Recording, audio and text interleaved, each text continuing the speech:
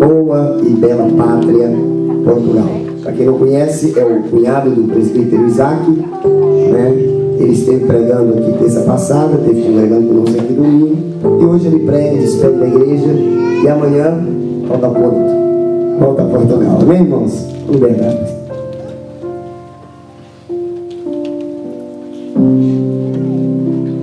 Amém. Cumprimento a todos com a paz do Senhor. Amém.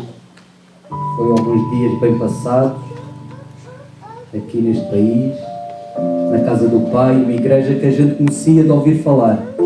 Estava como a rainha Sabá, pastor. Eu ouvia falar, mas eu tive que viver com os meus olhos. O pastor está de parabéns pelo trabalho, sua esposa, que o Pai continue a abençoar, que a poderosa mão do Senhor esteja sempre sobre a sua vida, guardando, protegendo e direcionando. Nos momentos mais difíceis, que a luz do Senhor esteja sobre a sua vida, iluminando cada instante. Amém. E que possa estar tranquilo nos braços do Pai. Glória. Amém. Glória. Pensam o trabalho dos obreiros, o trabalho dos jovens, os grupos de louvor, que o Senhor continua a abençoar o louvor desta igreja. O inimigo trabalha muito com o grupo de louvor, porque é uma área que o inimigo tenta fazer com que a glória que é para o Senhor, o homem queira ficar com essa glória. Porque o louvor, um grupo de louvor, tem que estar aqui e tem que fazer nós dali adorar ao Senhor. Então o Senhor dá talento a toda a gente, mas unção Deus só dá a alguns. Então eu espero que o Senhor derrame muita unção sobre as vossas vidas, e cada vez que vocês abram as vossas bocas para adorar o nome do Senhor, que verdadeiramente o nome do Senhor seja glorificado. É o que eu desejo para o grupo de louvor, para vocês todos. Já estamos em alturas de despedidas. Eu disse lá em casa que é para amanhã no aeroporto não haver choro. E a minha esposa disse que não ia chorar, mas eu estava a falar do Isaac. Era para ele não chorar mesmo, não é minha esposa, era para ele não chorar. Mas pela graça do Senhor, se o Senhor assim permitir, para onde estaremos aqui a congregar juntamente com os irmãos. Amém? Convido os irmãos para abrir a Bíblia Sagrada no livro do profeta Isaías, no capítulo 6, para lermos do versículo 1 ao versículo 8. Uma leitura muito conhecida da igreja. Eu perguntava ao Pai que palavra trazer para a igreja, que palavra trazer para os seus servos, e o Senhor colocou-me esta palavra no coração, e o Senhor dizia-me que hoje é noite de restauração. Amém. Hoje é noite de renovação, hoje é noite de vitória. Por mais que o inimigo se tente levantar contra aquilo que vai ser ministrado nesta noite, o Senhor já determinou a palavra para esta noite. É uma palavra que vai ter que estar guardada nos nossos corações, porque é a palavra do Pai. Amém? Profeta Isaías, capítulo 6, versículo 8, diz assim a poderosa palavra daquele que tem os olhos como chama de fogo. No ano da morte do rei Uzias, eu vi o Senhor assentado sobre um alto e sublime trono, e as abas da sua veste enchiam o templo. Serafins estavam por cima dele, cada um tinha 6 asas. Com 2 cobria o rosto, com 2 cobria os seus pés, e com 2 voava. E clamavam uns para os outros, dizendo: Santo, Santo, Santo, Kadosh, Kadosh, Kadosh é o Senhor dos exércitos. Toda a terra está cheia da sua glória. As bases do limiar se moveram à voz do que clamava, e a casa se encheu de fumaça. Então disse eu: ai de mim, estou perdido, porque sou homem de lábios impuros e habito no meio de um povo de impuros lábios, e os meus olhos viram o Rei, o Senhor dos exércitos. Então um dos serafins voou para mim, trazendo na mão uma brasa viva que tirara do altar com uma tenaz.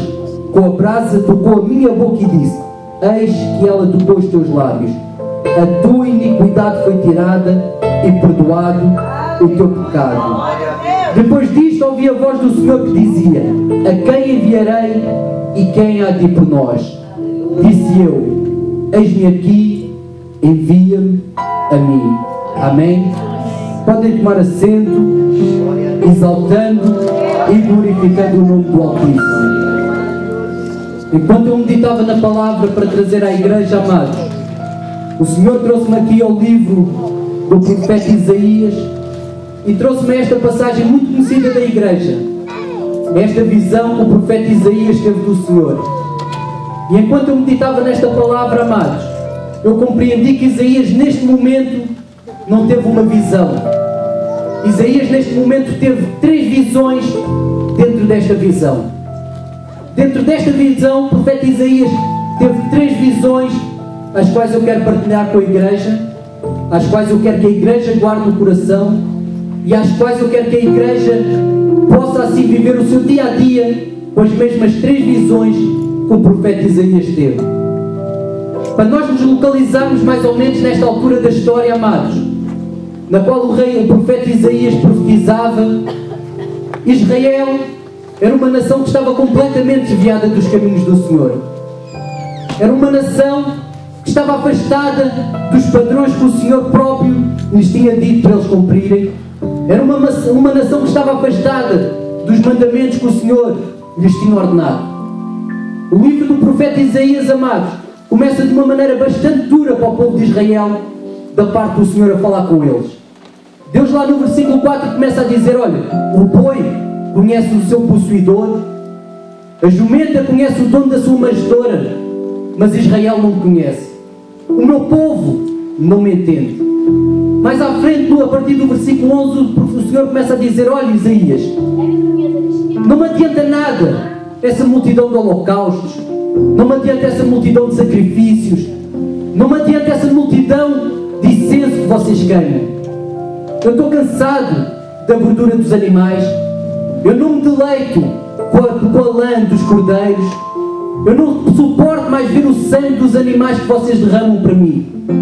Deus vai dizendo ao povo de Israel: olha, quando vocês fazem as vossas orações, eu tapo os meus ouvidos. Quando vocês levantam as vossas mãos, eu viro o meu rosto para vocês. Era assim que o povo de Israel estava. Um povo que qual orava muito, sacrificava muito, mas o Senhor voltava o seu rosto para eles, o Senhor tapava os seus ouvidos para eles, por causa das más obras que o povo ia fazendo. No capítulo 5, amados, o Senhor conta a história da parábola da vinha má. E o Senhor começa a dizer como estava a nação. O Senhor estava a dizer: olha, eu vou-vos contar a respeito da vinha do meu amado. O meu amado tinha uma vinha num solo fertilíssimo, e ele limpou a vinha, o outeiro, ele tirou as pedras, ele sachou, ele plantou sementes boas, ele cercou o outeiro todo, colocou uma torre, e enquanto ele estava à espera que produzisse frutos bons, produziu frutos bravos, produziu frutos que não prestam. E o Senhor diz assim: olha, agora julguei entre vocês e eu, que mais é que eu poderia fazer? Haveria mais alguma coisa que eu pudesse ter feito daquilo que eu não tinha feito? O Senhor estava a dizer: olha, que mais é que eu podia ter feito por vocês? Que mais de tudo aquilo que eu já fiz por este povo, que mais é que eu poderia ter feito por vocês, para que vocês produzissem bons frutos? É daquelas perguntas que não têm resposta. Não havia mais nada que o Senhor não pudesse ter feito por Israel. Não havia mais nada que o Senhor pudesse ter dito pelo povo de Israel. Então era assim que a nação estava. Uma nação pecaminosa, uma nação idólatra, uma nação conflituosa, uma nação totalmente desviada do Senhor. E é nesta altura que Isaías tem esta visão. E no meio desta confusão toda, no meio desta multidão louca a correr de um lado para o outro, no meio que parecia que tudo estava errado, parecia que nada estava certo, o profeta Isaías olha e vê o Senhor assentado no seu alto e sublime trono. Tudo, nós vamos lá fora, pastor, parece estar o mundo de pernas para o contrário, parece que está tudo voltado ao avesso, mas o Senhor continua no controle de todas as coisas. Esta é a primeira visão que nós temos que ter. O Senhor há de estar sempre no controle. Quem está no controle é o Senhor. Hoje houve as eleições aqui, mas quem controla as eleições é o Senhor.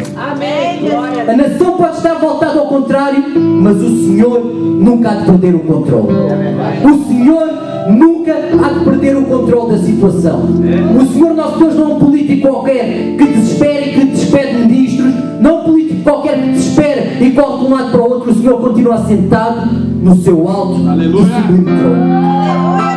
No dia mais terrível que vai acontecer para a grande maioria dos homens, que vai ser o julgamento, João tem essa visão. Apocalipse 20, versículo 11. Eu vi um grande trono branco e aquele que nele está sentado. Uma multidão de mortos vai ser dada perante o Senhor e o Senhor vai estar lá sentado no controle de todas as coisas, porque Ele já sabia tudo aquilo que iria acontecer. No outro dia, quando nós passeávamos ali por Nova Iorque, amados, passávamos lá na zona lá das Torres Gêmeas, quando caiu, e Ele começou-me a trazer à memória esses eventos, amados. E quando acontece uma catástrofe, quando acontece algo que o homem não está à espera, principalmente os cristãos vêm com aquela pergunta habitual: aonde está Deus? Aonde está Deus neste momento? Porquê que Deus não fez nada? Aonde está Deus? E no início as pessoas perguntavam e eu não sabia que resposta havia de dar a eles. Mas o Senhor mostrou uma resposta. Quando acontece uma tragédia, amados, e as pessoas perguntam onde está Deus, o Senhor está sentado no seu alto sublime trono. Podem acontecer as tragédias que acontecerem, mas nada escapa do controle do Senhor. Não há nada que aconteça sem o Senhor dar a sua ordem. Não há nada que aconteça sem o Senhor ter consentimento. Não há nada que aconteça sem o Senhor ter conhecimento. O Senhor há de estar sempre no controle da humanidade. Eu vi o Senhor assentado no seu alto e sublime trono. O Senhor está sempre no controle de todas as coisas. Neste exato momento, amados, enquanto nós cultuamos, o Senhor está a ser adorado. Neste exato momento, enquanto pessoas estão a morrer, o Senhor está no seu trono a ser adorado. Apocalipse capítulo 4, João tem uma visão tremenda. Ele diz que foi levado em espírito e viu no céu um trono montado e um que estava assentado no trono. E aquele que estava assentado no trono era semelhante à pedra de jaspe e da sardónica. E à volta do trono havia um arco-íris semelhante à esmeralda. E à volta do trono havia 24 tronos, e assentados nos tronos 24 anciãos, vestidos de branco, com coroas na cabeça. Glória a Deus. E o João continua a dizer: olha, e em redor do trono havia como um mar de vidro, semelhante ao cristal, e do trono saíam vozes, saíam relâmpagos, saíam trovões. E em redor do trono também havia 4 seres viventes, cheios de olhos por diante e por detrás.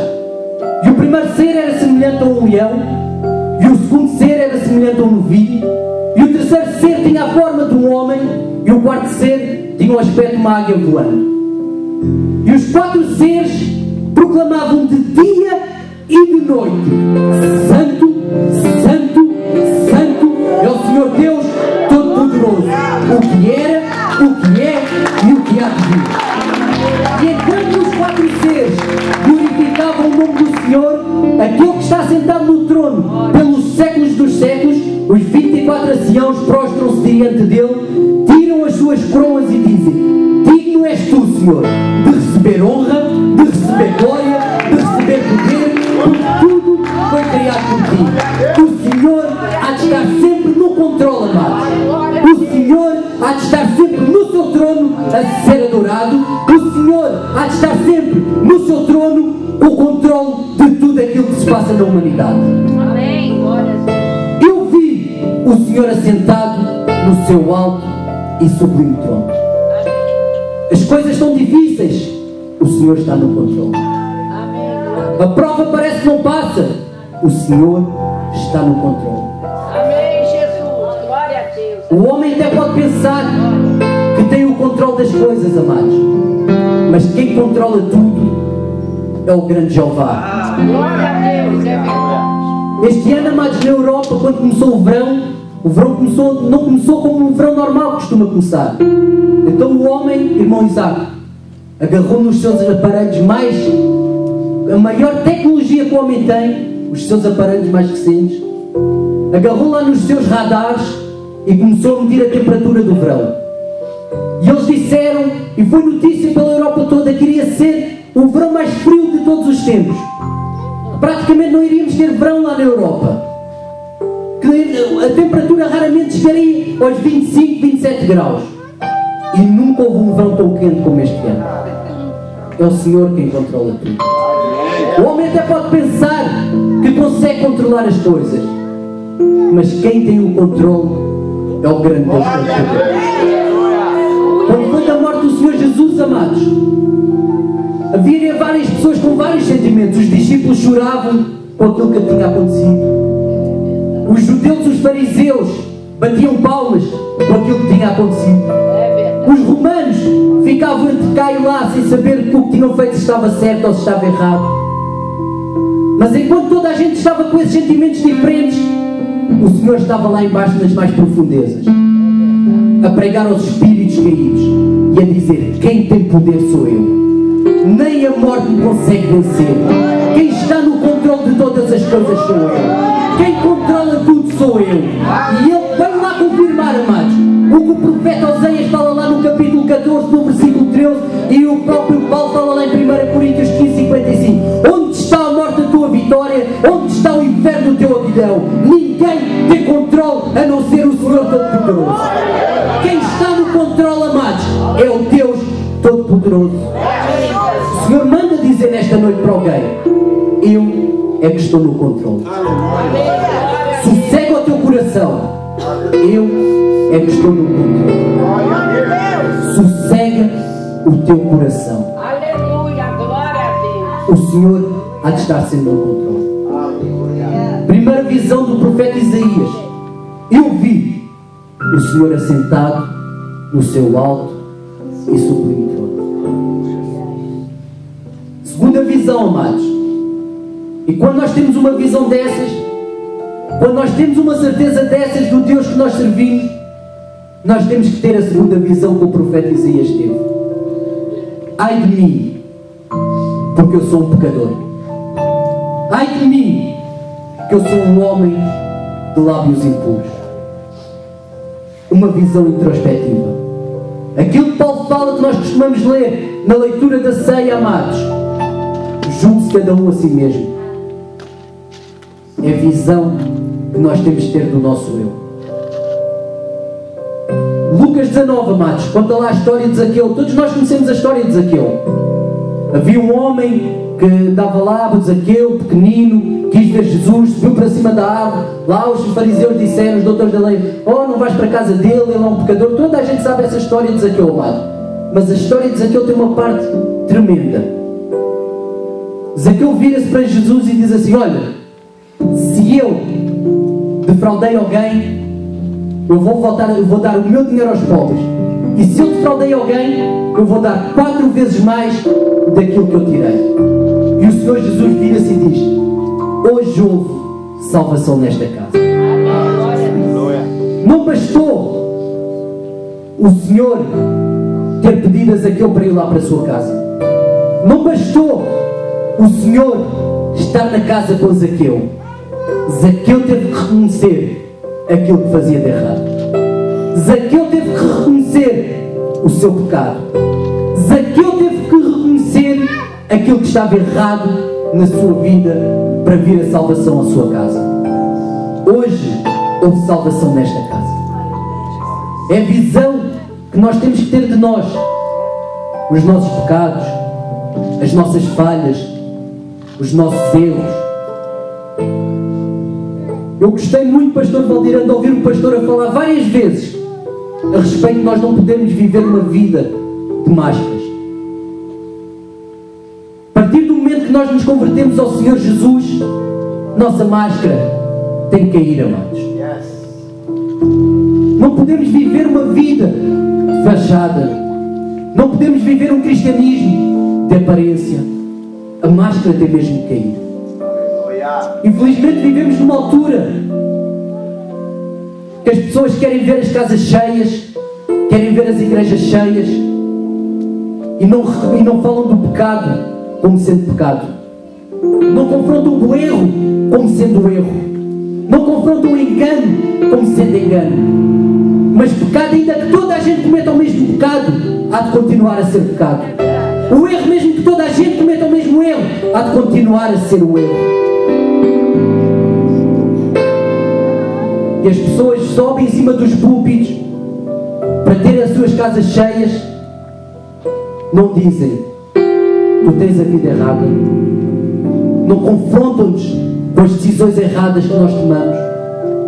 E nós não precisamos disso, amados. É o mesmo que nós irmos a um hospital, temos uma doença grave e o médico não nos dar o diagnóstico. Mandar-nos para casa, dizer para nós tomarmos um antibiótico qualquer e não nos dar o verdadeiro diagnóstico da nossa doença. Nunca seremos curados assim. 2 Samuel capítulo 12. Natan vai ter com o rei Davi e diz: olha, Davi, havia 2 homens na cidade, um homem rico e um homem pobre. E o homem rico tinha muitos gados e muitas ovelhas, e o homem pobre não tinha nada, só tinha uma cordeirinha, que ele comprou quando ela ainda era pequena, e ela comia do seu prato, bebia do seu copo, dormia nos seus braços na sua cama, e era tudo aquilo que aquele homem tinha. E aquela cordeirinha era criada como se fosse uma própria filha dele. E entretanto veio um visitante à casa do homem rico, e o homem rico não quis tomar do seu gado e agarrou na cordeirinha daquele homem pobre e fez para que eles comessem. E o rei Davi virou-se para Natan e disse: assim como vive o Senhor, que esse homem seja condenado à morte, e pela cordeirinha que tomou do outro irá ter que restituir 4 vezes mais. E Natan colocou o dedo no rei Davi e disse: tu és esse homem. E nós, nos nossos púlpitos, amados, precisamos de ter profetas de Deus. Nós não precisamos ter vendedores, nós precisamos ter profetas de Deus que nos mostram o erro, que nos mostram o pecado, que nos mostram o caminho difícil, mas que falem aquilo que o Senhor manda falar. Tu és esse homem, Davi. E foi somente depois desta repreensão da parte do Senhor que Davi escreve lá o Salmo 51, que começa a dizer: Senhor, lava-me de todo o meu pecado. Senhor, justifica-me de toda a minha transgressão, que eu vejo o meu pecado diariamente, sempre diante de mim. E lá no versículo 10 ele diz: Senhor, cria em mim, ó Deus, um coração puro e um espírito inabalável. Não repulses de mim a tua presença, Senhor, nem afastes o teu Espírito Santo de mim. Uma pessoa que não reconhece o pecado, amados, há de continuar a viver no pecado. Uma pessoa que não reconhece o erro, há de continuar a viver no erro. Uma pessoa que não reconhece o engano, há de continuar a viver no engano. As pessoas mais difíceis de serem curadas são aquelas pessoas que não reconhecem que estão doentes. Uma pessoa que não aceita a sua doença nunca há de ser curada.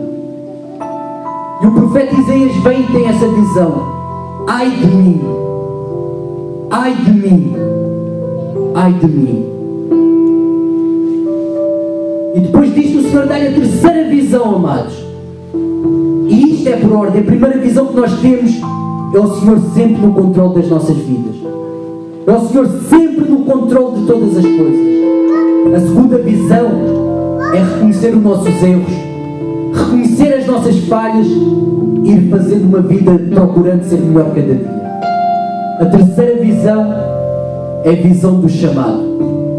O Senhor disse: a quem enviarei?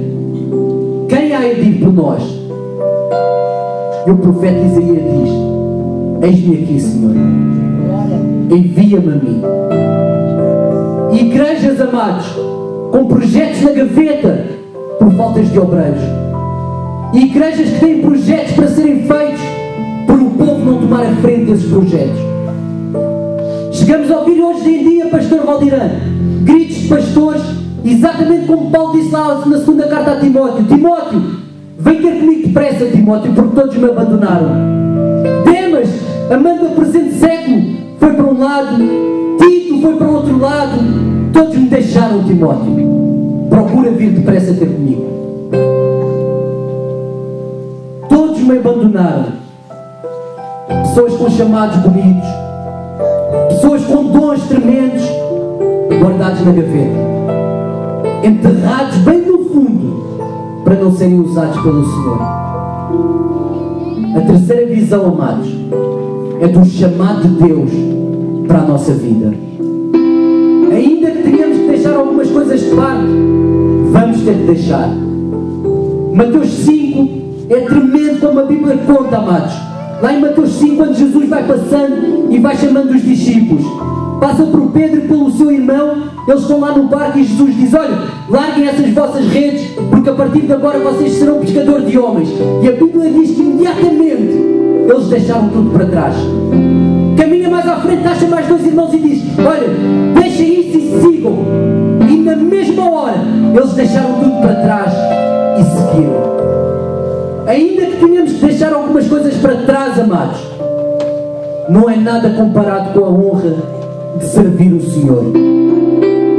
Não há glória, não há honra maior do que ser obreiro na casa do Pai. Não há nada mais poderoso nesta terra do que trabalhar em prol do reino do Senhor.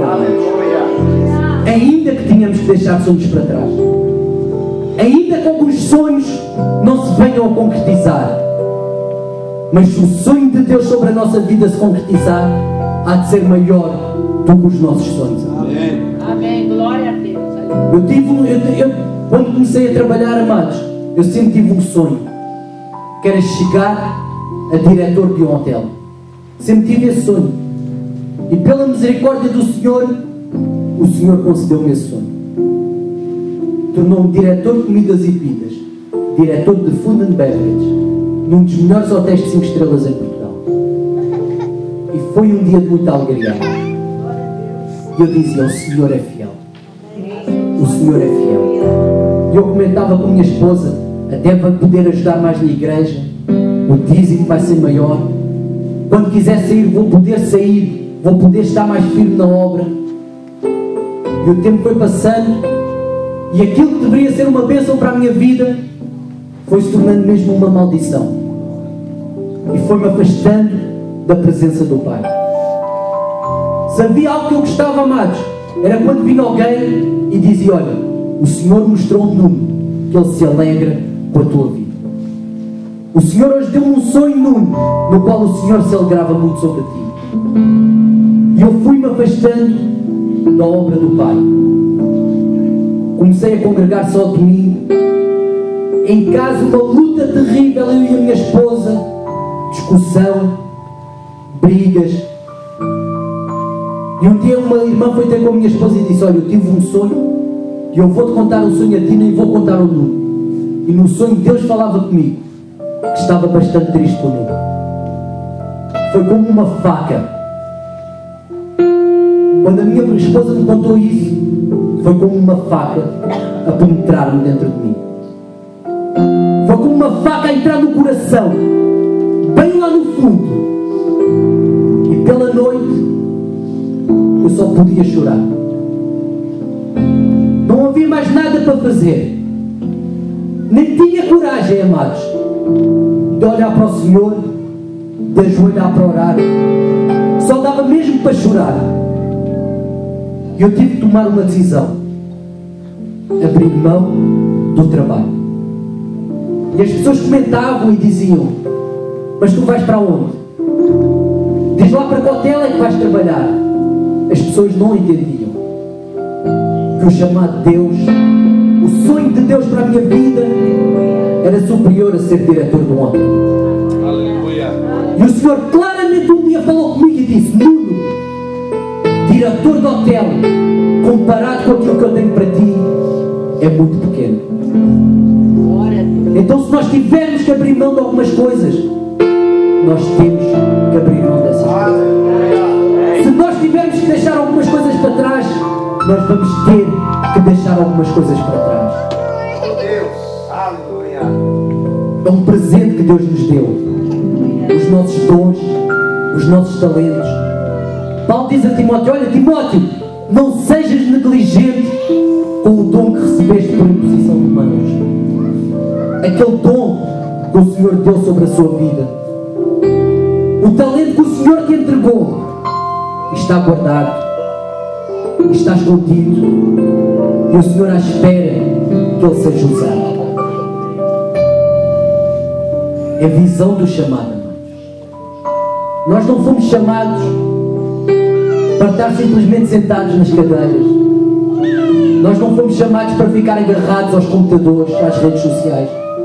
Nós não fomos chamados para ficar sentados em sofás, olhar para uma televisão. Nós fomos chamados para algo mais grandioso. Nós fomos chamados para fazer avançar o reino do Pai na terra. Nós fomos chamados para fazer avançar o reino do Pai. Nós fomos chamados para fazer o reino do Pai ser exaltado aqui neste mundo. É para isto que nós vivemos, amados. É para isto que nós vivemos, para fazer a obra do Pai. Isto é para o qual nós vivemos, para fazer a obra do Pai. Este é o nosso chamado, amados.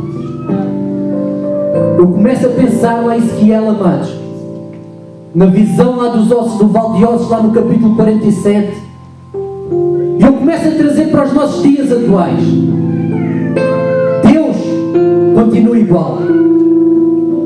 Se nós colocarmos o pé lá fora, nós vamos ver uma multidão de ossos secos a caminhar. Nós vamos ver uma multidão de mortos-vivos a caminharem. Nós vamos ver uma multidão de pessoas a irem para o inferno a toda a hora. Exatamente igual. O que está a faltar é profetas de Deus. O que está a faltar é profetisas do Pai. E nesta noite, amados, o Senhor derrama uma unção de ousadia sobre esta igreja. O Senhor derrama uma unção de ousadia sobre as nossas vidas.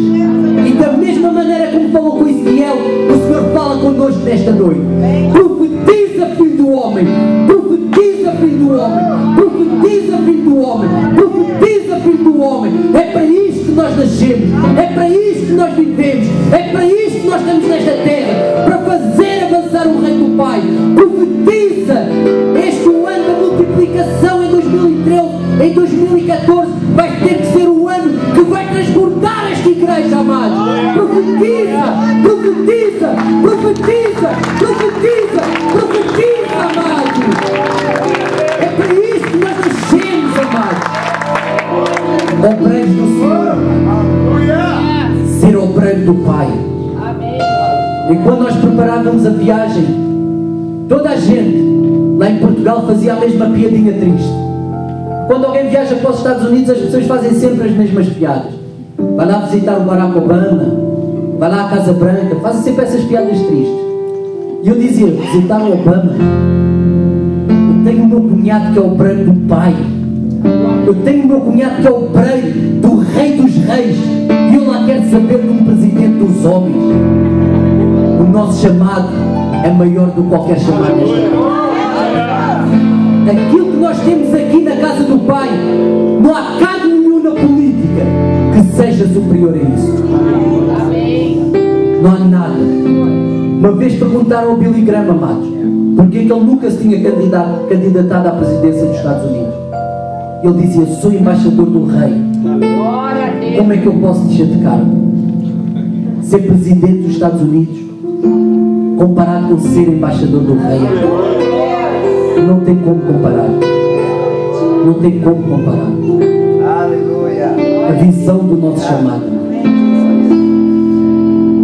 Nós todos sabemos a história de Jonas, amados, que Deus mandou ele pregar lá em Nínive. E Jonas não quis, Jonas fugiu, mas depois Jonas foi.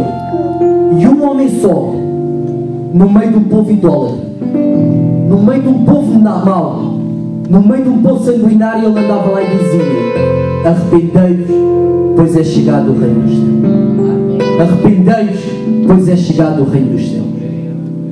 E toda a gente de Nínive converteu-se ao Senhor. E todo o povo de Nínive abandonou as suas más obras. Agora imagina a quantidade de profetas cá nesta igreja, amados. Imagina o impacto dos profetas da ADM lá fora das ruas, amados, a profetizarem a palavra do Pai, a pregarem a palavra do Senhor nosso Deus. Foi para isso que você foi chamado, amado. Foi para isso que você foi colocado nesta igreja, para fazer o reino do Pai avançar em ti, para fazer o reino de Deus prosperar aqui nesta cidade. Esqueça que você veio para trabalhar, esqueça que você veio para ganhar dinheiro. Você veio aqui para fazer a obra. Você até poderia ter pensado que vinha aqui fazer dinheiro, mas você veio para fazer a obra do Pai. Foi para isso que você foi chamado. Esta é a visão que nós temos que ter, a visão de o chamado de Deus para a nossa vida. Não negligencies o dom que te foi dado por imposição de Deus. Eu peço à igreja que se coloque em pé. Eu quero finalizar. Quero orar pela igreja, amados. Quero orar pela igreja.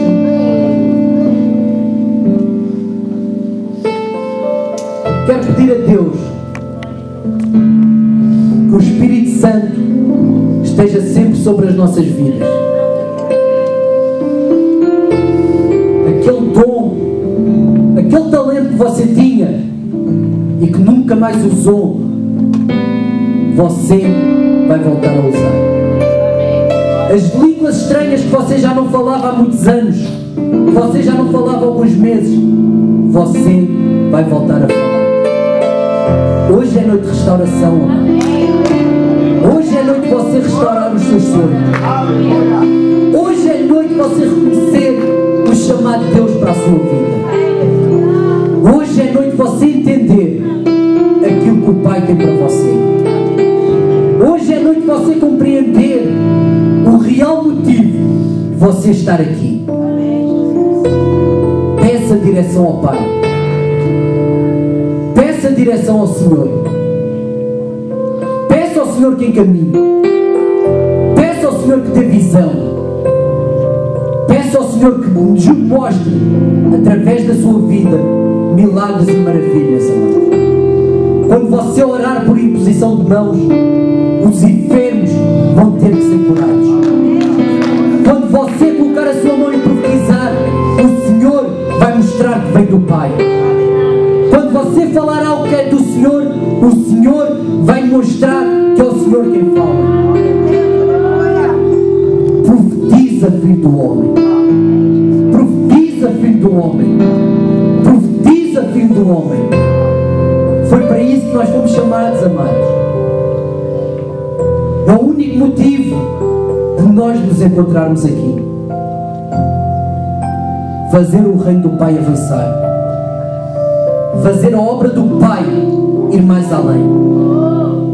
Olha o chamado que o Senhor tem para as nossas vidas, amados. Olha a grandeza daquilo que o Pai colocou nas nossas mãos. Não vai haver dia mais triste, amados, para muitos cristãos, quando for no tribunal de Cristo, apresentarem-se perante o Pai de mãos vazias. Chegarem diante do Todo-Poderoso e o Senhor começar a perguntar: o talento que eu te dei, o que é que tu fizeste com ele? O dom que eu coloquei nas tuas mãos, em que é que tu utilizaste? Aquilo para o qual tu foste chamado, o que é que tu fizeste? E nós vamos apresentar lá de mãos vazias. E nessa altura nós vamos entender: eu podia estar hoje aqui diante do Pai com as mãos cheias.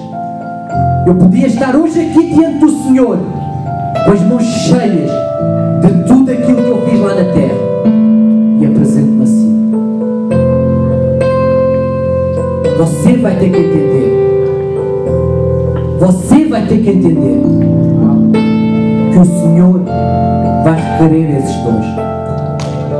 Você vai ter que entender, amado, que o Senhor vai cobrar os talentos. Aquele que não está em mim não produzir fruto, arranca e lança no fogo. Eis-me aqui, Senhor. Envia-me a mim. Eis-me aqui, Senhor. Envia-me a mim. Feche os seus olhos e olhe comigo. Peça ao Senhor, amados. Peça ao Senhor que lhe direcione no seu ministério. Peça ao Senhor que derrame sobre a sua vida unção para fazer a obra do Pai. Peça ao Senhor que lhe mostre os dons que você tem, o talento que o Senhor entregou. Peça a Ele para lhe mostrar como é que você vai usar. Timidez, amados, vergonha, medo, você vai repreender nesta hora, amados. Você vai repreender nesta hora. E da mesma maneira que Isaías disse, também você vai poder dizer nesta noite: eis-me aqui, Senhor. Eis-me aqui. Está aqui a minha vida, Senhor. Sem máscara. Aquilo que eu sou, Senhor. Aquilo que tu sabes que eu sou, Senhor. Eis-me aqui. Usa-me da maneira como tu entenderes. Usa-me da maneira como tu quiseres, Senhor. Mas usa-me, Pai. Mas usa-me, Pai. Mas usa-me, Pai, para a honra e glória do teu nome. Amém. E graças a Deus. Eu agradeço a oportunidade em nome de Jesus. Peço aos irmãos que lembrem da agenda das vossas orações. Lembrem lá, abençoa o cunhado lá do presbítero Isaac, a sua irmã, porque nós somos carentes das orações da igreja e nós vamos levar a igreja também no nosso coração e nas nossas orações. Amém? Graças a Deus.